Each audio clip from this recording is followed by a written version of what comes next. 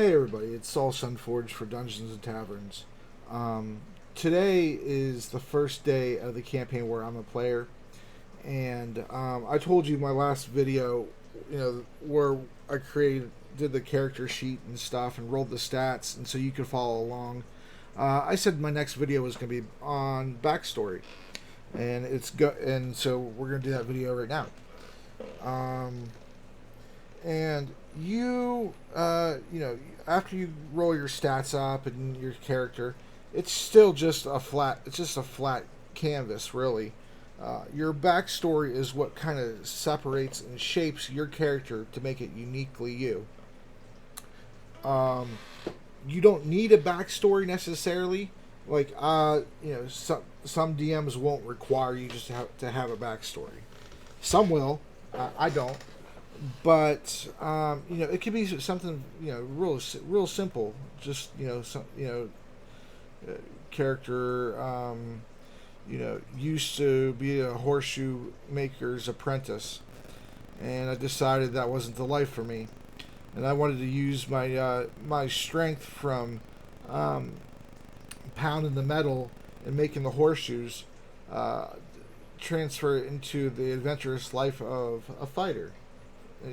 Something like that. It's a simple backstory. It covers a whole lot of things, and leave it be. Some people make 4 or 5 page backstories, and I'm here to tell you right now, it's not necessary, and in most cases, it will upset your DM if you try to create this huge backstory for a character that's level 1. It's not going to work. It's not going to work. You were never an army officer. You didn't get into 17 battles. You weren't the captain of a ship. All at level 1. That's not what a backstory is. A backstory is several hooks of where you came from and what you were previously that the DM can use for inspiration in his future storytelling. Not all DMs will do this, but I enjoy doing that because each character's backstory has little strings it tugs at the story here and there, and 4, 5, 6, 7 characters, all pulling strings of the story, and eventually you get a brand new looking story. All these multiple little changes add up to sometimes sweeping arcs. And so the more you can put into your backstory in as little words as possible, your DM will love you for it. Put as much as you can, but in as few words as you could do it in. And I guarantee you'll start off on the right foot as one of your DM's favorite players. And bring snacks. If you're playing in person, bring snacks. But I digress. And so my backstory... I'll just go ahead and read you my backstory. This is for my tiefling druid that I just made. From the last video. You see me roll up the stats and all that. And let's see here.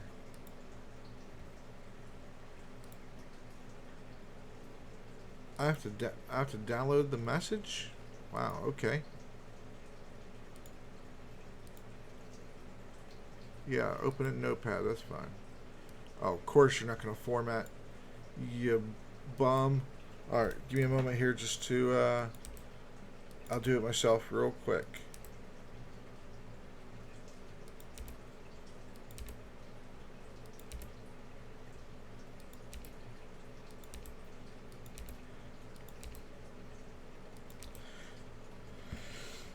All right, so I'm not gonna read off the notes. They're just there for me to remember, because I did this all while I was at work. First take to my DM, and then he just wrote it out for me and then sent it to me. So there, it's in his vocabulary, his wording, and for the sake of time, we'll just say.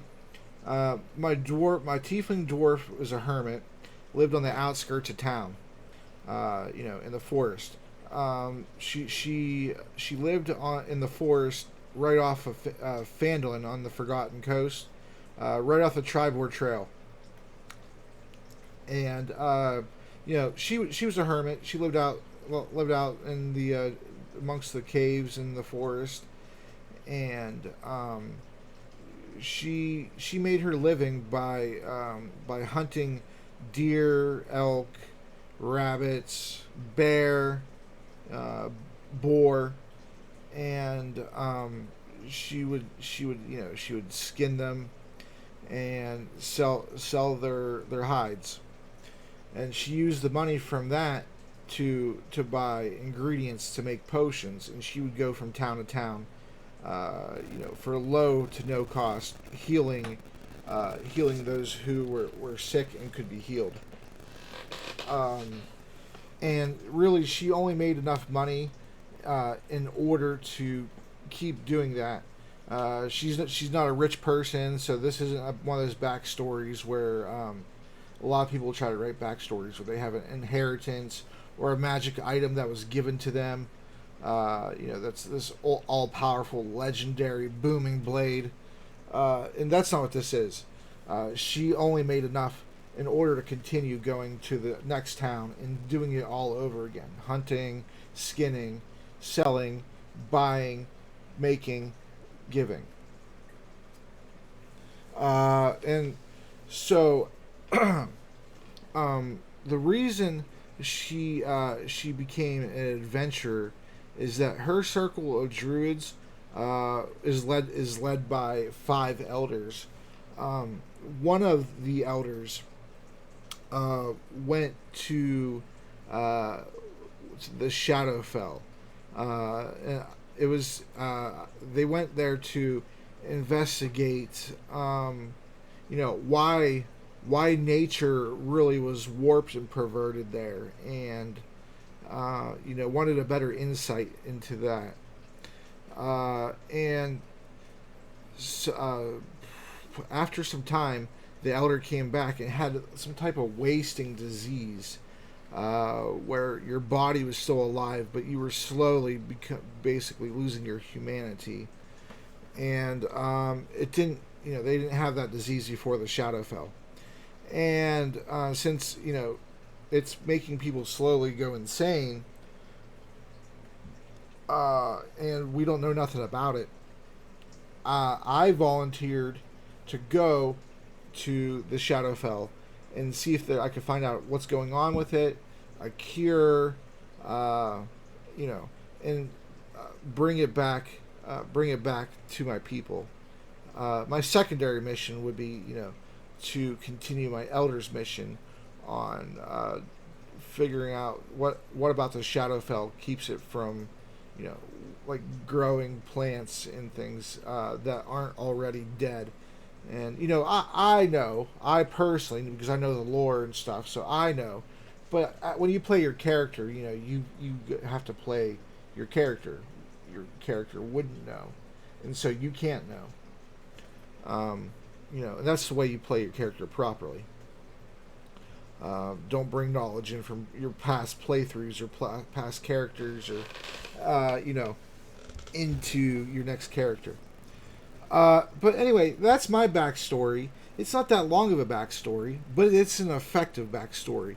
We gave the DM an elder to play with, entire disease to play with, the professions, on what I did before I became an adventurer, what threw me into becoming an adventurer, and then the goal. And that's so much for the DM right there. Like, literally, I mean, as a player, I take the back seat and everything, because when you're the DM, the spotlight is on you. So there's not really no need to have it as a player.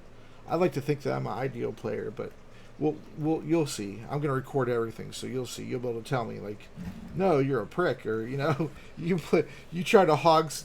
I don't do that, but I want your opinions when it comes time for that. But there's enough there for the DM, if he wanted to make an entire campaign, not just an arc, but an entire campaign, and And it was only about 3 paragraphs of writing. So it wasn't no 4 or 5 page thing, because if you're writing all of that as your backstory, then what is your main story? If you've already accomplished all these crazy things, you own a castle, you're a noble, you're a king, you're a prince, there's nuances, of course, to each one of those scenarios. You could be a prince who willfully deposed his land and, basically threw his birthright to the side and said, F you, I'm not some spoiled prick, I'm going to go out and make my own living. You could do things like that, um, but you have to take your level, your current level that you're starting the game at, because not everybody starts at level 1. A lot of people actually start at 3 or 5 or 10. So just keep that in mind. The higher level you start, the more you can have in your backstory. But you got to make sure you try to keep it plausible to what your character would actually have done. You didn't go through no world spanning journey as a level 1. You didn't do it. You would like. Maybe I don't know. I don't like those kind of backstories because you have to have a way to explain. Okay, so how did you afford all that at a level 1? How are you still just a level 1 if you did all that and not like a level 6? How do you have magic items? There's just so much to explain. So keep your backstory short, succinct, but chock full of information. Now I got a surprise for you all today. See if I could do it here before we head on out. And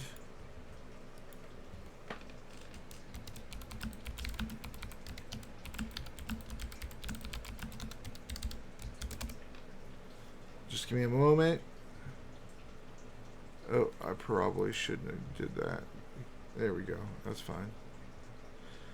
Don't want to do any type of copyright stuffs on there. I was watching Doctor Who.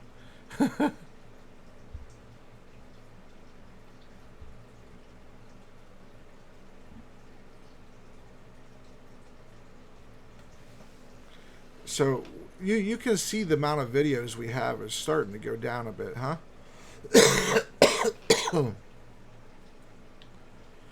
So that's good. We're starting to get caught up. We're starting to get more content out there for you guys, and we're starting to get more caught up. And eventually, once I roll this out, like actually roll it out, like go to the Fiverr, get somebody, hire somebody to do work for me that I want, and all those kinds of things. Then we'll start bringing in other creators too, possibly, and then you'll have content for like hopefully 2 or 3 campaigns at one time, all on the same channel, all by different people, and you won't have those little shorter form videos like the one you're watching now. They could be from other people too, and they'll just all be on one channel for you guys. So that's what I'm trying to go for. Come on.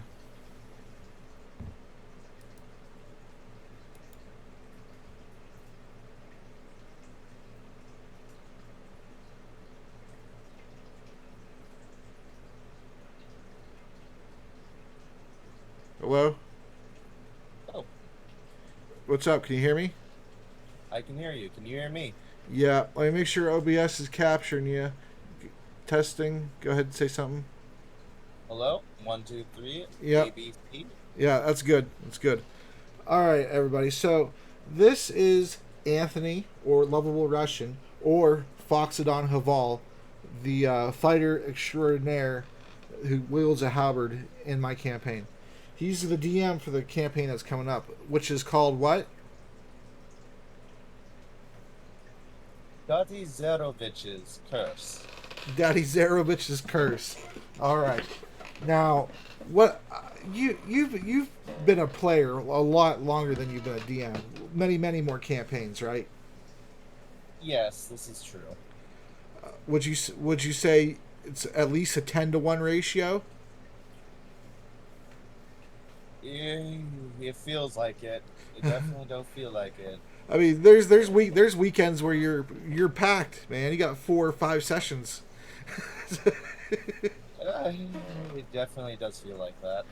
All right, so I asked you before I started recording if you can go ahead and think of some of your backstories, because I'm doing a video right now on backstories since I'm making my character. I'm going along and making videos with my character as a way to introduce my character and to introduce the backstory concept. Of So, course. um, knowing that you've played so many different campaigns, can you think of a backstory or maybe even two or entire characters that you liked or ones that maybe you didn't like and what the difference was?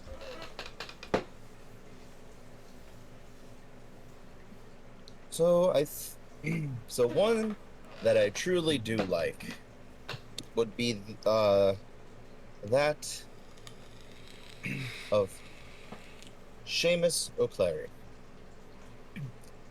He was a gunslinger in one of my friend's campaigns. That's actually in the campaign that we actually in both of our campaigns in Maltreon. He was doing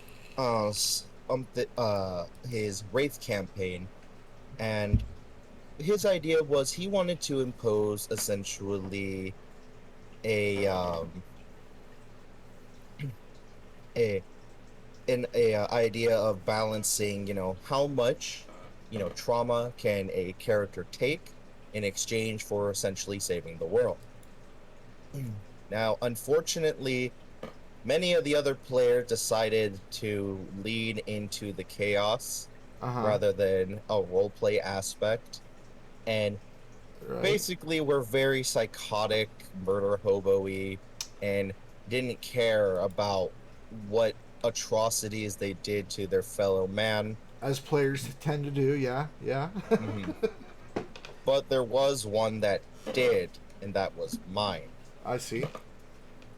As a result, right, the campaign did get cut off, or at least ended quicker than I would have liked, right? And to the DM and the one other only serious person in the campaign, Mm-hmm. um, Liz, we really enjoyed Seamus, right? We all liked uh basically what he was to what he became, Mm-hmm. which, because of the atrocities that he's done, he progressively became more and more of an alcoholic. He was a human that was raised by dwarves as an orphan, was adopted, and as such, he he lived a somewhat rambunctious, rebellious life, considering dwarves like to take to tradition and is a little bit slower than his human mind would have liked. So he wanted to get out there onto the open seas and became a enlisted into Mithrin's navy, Hmm. right, with the dwarvish navy, where on the seas he learned to enjoy the smell of burning black powder. Yeah. That's Uh, that's that's pretty cool. So, do you, I guess this doesn't really have to do with backstories, but since this is kind of just for new players in general, they're mhm. gonna watch this for all, assumedly all the advice. Do you play your character's stats as real? So, like, for instance, if your character has an 8 intelligence, do you play them like they have an 8 intelligence, or do you play them, you know, regardless? Like, if your character has a weak constitution, do you play them kind of like as a frail character, or if their strength isn't an 18, do you play it like, oh, I can't lift that? So So my views on quote unquote stats is a little different. As we could see with the commoner stat block, which is basically the baseline human or person that can be found in a setting, right? Like this is bare bones. You've basically done nothing with your life. This Mm-hmm. is basically what you should be, which is 10 across the board. Mm-hmm. Knowing that 8 isn't so much of a I'm dumb as bricks Right. as people would think, No, it's not. right? It's not a 4. Yeah, it's not a 4 where you're literally getting closer and closer to your animal instincts. Yeah. But do expect, of course, that if you have, a quote unquote 8 in intelligence or an 8 in strength, that you're not gonna be, the buffest guy around, but Mm-hmm. you shouldn't be uh, playing them up like they're a disability. R- right. Unless, of course, you wanted it to be. Then, by all means, we'll play it out. Right. I was just talking about more so the difference between a lower stat versus a higher stat. If there's a different way that you would play it, like Oh, obviously you yourself would have a certain intelligence, so it'd be harder to play a character that you would view as more intelligent than yourself. But like for characters that would be far less intelligent than you, would you play it like for instance they would give advice, but it would often be a bad advice, things like that, for instance. yeah. One thing that I really like, Mm-hmm. or a good example of, would be someone of low charisma. Because everyone thinks that charisma is this holy goddess stat that's just like, oh, I'm beautiful. Right. Charisma, but if you look at stat blocks of monsters and whatnot, I mean, the Sybarex demon, right, which is a giant floating pustule, essentially, Yeah. has a charisma of like 24. That Right. doesn't mean that he gets all the ladies. I mean, for mind control, he can, but it's a personality. Right. It's a force of personality. When you walk into a room, you instantly command respect. Yes. A good example of having low, charisma, but still quote unquote being beautiful is you believe yourself to a delusion that you are beautiful to the point where everyone around you hates your guts. Yeah. Like, sure, you're beautiful, but your personality sucks. Right. It's like the typical, I guess you could say, Beverly Hills girl, where they know that they are quote unquote all that, but they have such a sour personality that they can never keep a guy for longer than, a month.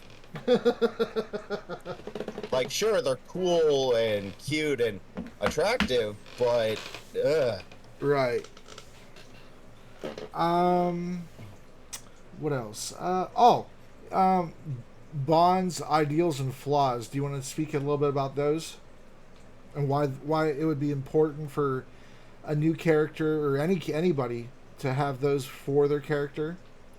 I believe that they kind of make a small basis on how to start thinking like your character. Mm-hmm. And as time goes by, you can go ahead and talk to your DM and say, hey, I believe that my ideal, my flaw, my personality traits, right, Mm-hmm. are changing because as time goes by, people do change. Yeah. They are just a basis on how to start thinking about the personality of your character. They are Right. not, hard set in stone forever. Right. Just like the alignment system, I view it the same way. Is it's fluid. It isn't static. Because I know some players, right, or new players will think, "Oh, I don't know, whatever sounds good." Mm-hmm. I mean, that's all well and fine, and I mean, me as a DM, I wouldn't mind, for someone to start off with no alignment or no personality traits, Mm-hmm. right? And Right. come back to it later after a little while of thinking about it. But you should try to have at least a bare bones, hey, this is what I think, and then as you role play it, you don't have to stay in that, like, let's just say if you decided to be a rogue and be like, I'm gonna, thieve everywhere, and you as you do it, you kind of realize, this doesn't feel right, this doesn't feel like me or the character. It's Right. okay to change it later. You Yeah. don't have to just hate the character forever. Yeah. Hmm.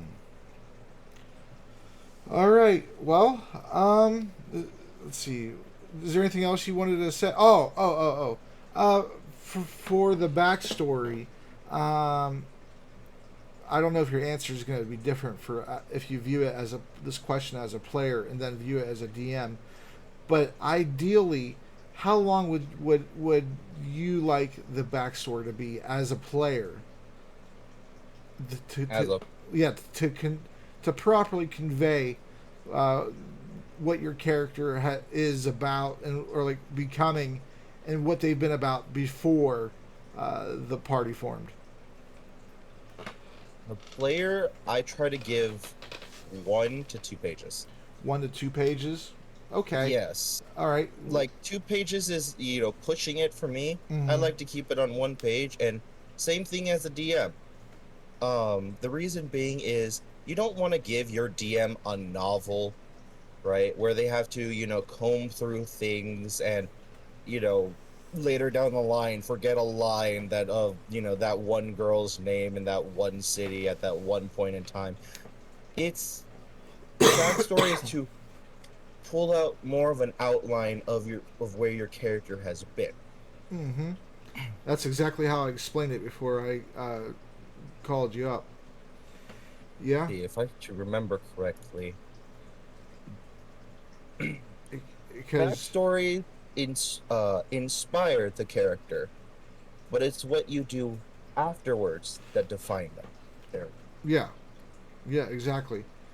And from a DM's perspective, I said that a backstory it allows the DM to have a wider scope of ideas to play off of your backstory, and so if you give a better backstory, and everybody else is giving a good backstory too, that's what starts to shape the campaign. If everybody showed up with no backstory, that probably would be pretty bad, and the characters probably wouldn't feel as invested in the game, even though it would be their fault. But a backstory that is like 4 pages long for a level 1 character is entirely, I feel like, is entirely inappropriate because you have most of your life to live yet by a vast quantity. A level 1, like a level 1 character, you can't be like, I was a general, and no, you weren't. No, you weren't. That's I was a ship captain. No, nope, nope. You weren't a ship captain. this is a very true thing for all new players. Make backstories that are level appropriate. If you're starting at level 1, you are as you just started out. It's basically the same as you went to go and take a month of martial arts training. You're still, a white belt, but hey, you're a level 1 monk. Cool. Right. Yeah. Yeah. You want your backstory to be told. It hasn't been told yet. Maybe you'll accomplish all those things, but those are what happened in the campaign. If you've already done all this crazy nonsense as a level 1 character, then why are you even playing? You play for those moments to become that character, to see yourself grow into that character. If you don't give yourself proper room to grow and you're starting out as a level 1 character, where else is there for you to go? If you've done it all and you've seen it all, then what's the point? Yeah. Basically. Yeah. Yep. All right. Well, yeah, that's about a half-hour video. That's good. I just wanted to call you up and let people get to know who you are a bit. Did you have another backstory that you liked, or one that you didn't dislike before I let you go? I know you're probably getting ready for the campaign. It's in what, 2 hours? Two ones there at 1 o'clock, start. But Mm. I know you gotta go do your thing with your daughter. That's if it doesn't rain. It looks like it might rain. If it does, then I'll be there exactly on time. But Oof. if it's not raining that bad or at all, then I'll probably be about an hour and a half late. I think. All right. Let's see. Here's one that I hate and love. Okay. Onyx Semperver. Mm-hmm. Onyx Semperver was a ranger Mm-hmm. who, by profession, was a mailman in a blasted wasteland that was filled with fiends, Oh. devils, demons, daemons. Like, everything was bad. So, because of such, he was a very loner type character. And DMs would know, right? Edgy, loner type characters, don't want to talk to anybody, yada yada. He was a very hard person to break out of his quote unquote shell. That's Mm. the part I hate.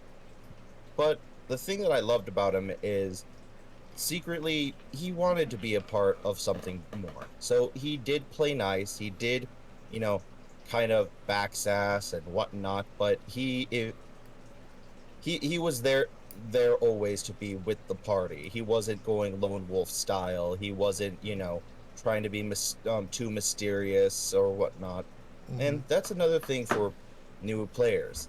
A lot of new players think that if they, are the dark, edgy, angsty, lone wolf character, that they're cool with their veil of mystery. It's not. It is only if you're able to be worked with. Because what's the point of you being with this party and group of other adventurers to go on these adventures and make tons of cash or get the girl or save the kingdom if you have no motivation, if you have no cohesiveness, no cooperation? What's your point? Right.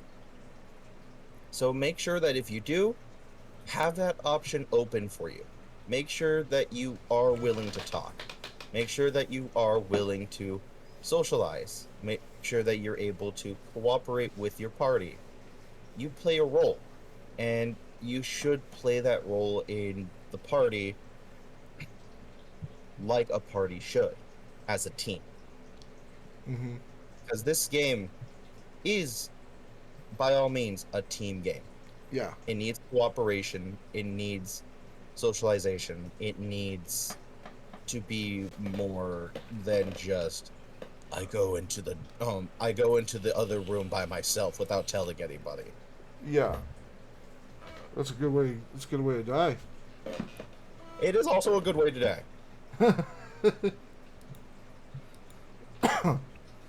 uh, okay. Well, is it you got any final words? Communicate. Communication is key when making and playing a character. Communicate with your DM. Communicate with your other players. Communicate with others on how you feel and where you want to take the character later on.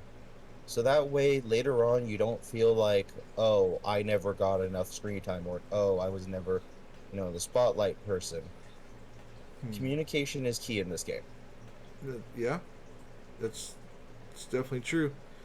Um, what do you feel about shared backstories between characters? Is that a little bit too advanced for new players? You think, or I think for new players, it would be okay to have shared backstories as long as it's a little bit simple. Like, oh, then that's my brother, that's my sister, that's uncle, niece, some sort of family or childhood friend, right? You know, that way that you can role play that brotherly bond, and the DM can play off of that. Like if the DM, endangers one, it automatically invests the other because I bet all of you new players have someone in your life, right? Whether it's a friend, a family, that if they were in danger, you definitely run into the building that's on fire just to save them. And that's a story moment. That's a bonding moment. That's an epic moment that can be. That's right. So go out there and start lighting your buildings on fire.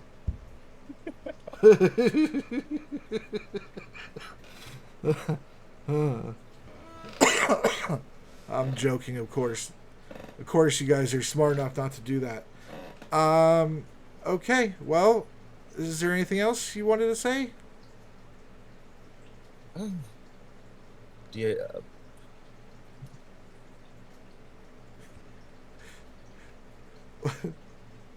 have backstories that are open-ended?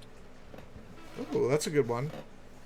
Because let's just say, for all intents and purposes, you are the angsty rogue, right? Mm-hmm. Where your mother and your parents are dead, well, quote unquote, before you even were born.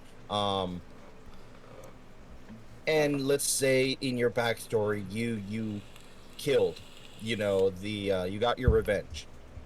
What's the point? That's very true. What's without you've cut off that line for something the DM to use later on.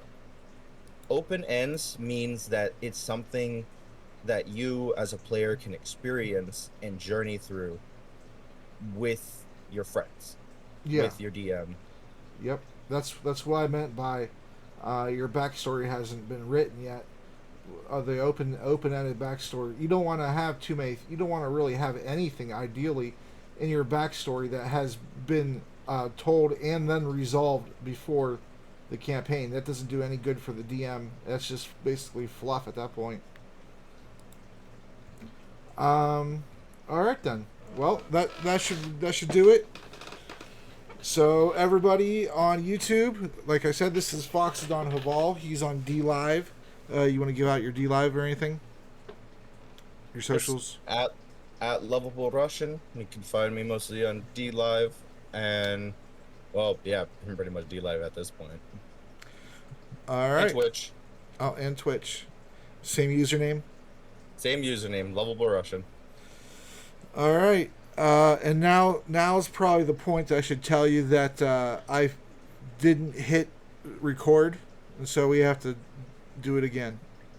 This is good practice, though.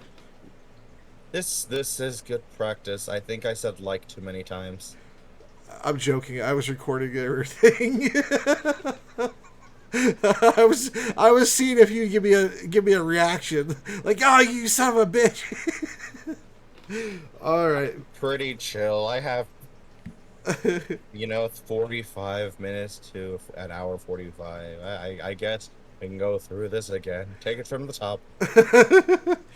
No, you did good, man. This is fun, and I'll bring you on, and Liz too, obviously, if she ever she feels comfortable with it. My goal is to get all the, because I've been uploading the sessions pretty fast recently. So my goal is to eventually get caught up to the campaign live, and then do like after session, like occasionally like after session interviews or after like a key arc or something like that. All right. That's my intention. And then eventually do live sessions on YouTube. That'd be fun. While we're yeah. And I'm not sure if I'm gonna let anybody know it's live, like let the players know or not, because I do like shows like Critical Role and things like that, but I feel like when you're not live, or when you don't know that you're live, you act more like you would normally versus trying to play to the camera. And that's kind of like how my show, I feel, is different than other people's shows, is because they know they're playing to the audience, whereas you guys, I don't really mention YouTube and stuff too much. Like, that I do post stuff there, but I don't feel like it's being played up to the crowd for entertainment purposes. It's more of a what a D&D session actually truly is. You know, a lot of people think that Critical Role, they do play up, you know, just because they're on camera. But some people, I mean, some people like that because Oh it yeah. definitely gives more. And Oh you want to try to be a little bit more of a showman. yeah. Oh no, there's nothing wrong with it. I watch Critical Role and it's fun. It's just I don't want to too many I feel like too many shows try to emulate it exactly, hoping for the exact same success, and That Matthew Mercer effect. yeah, from a DM's perspective, that's what it would be. I, From the player's perspective, they expect every DM to be Matt Mercer, but that's a different video, and I'm pretty sure the time for talking about the Mercer effect is long worn out, like 2-3 years ago. oh, most definitely. But there is something that I can say about that. Wow, what's that?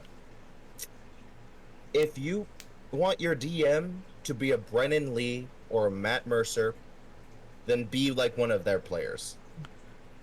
Yeah, yeah, boom. Yeah, Like the street goes both ways. yeah. Brendan Lee, he's a good DM too. Oh, he really is. I enjoy some of the aspects of his show, like his energy. It's contagious. His energy is really, really high. Yeah, like But you can't. Players can't absorb that energy if they're down looking at their damn phone. that's true. All right, man. I'll let you go so I can upload the video, and I got some stuff to take care of around the house before I take Callie trick or treating. Very well. See you on Daddy Zerovich's curse. Oh yeah, what's it called again? Daddy Zerovich's curse. Okay, that's what I'll call the playlist then. Yes. All right, buddy. See you there. See ya. Thank you.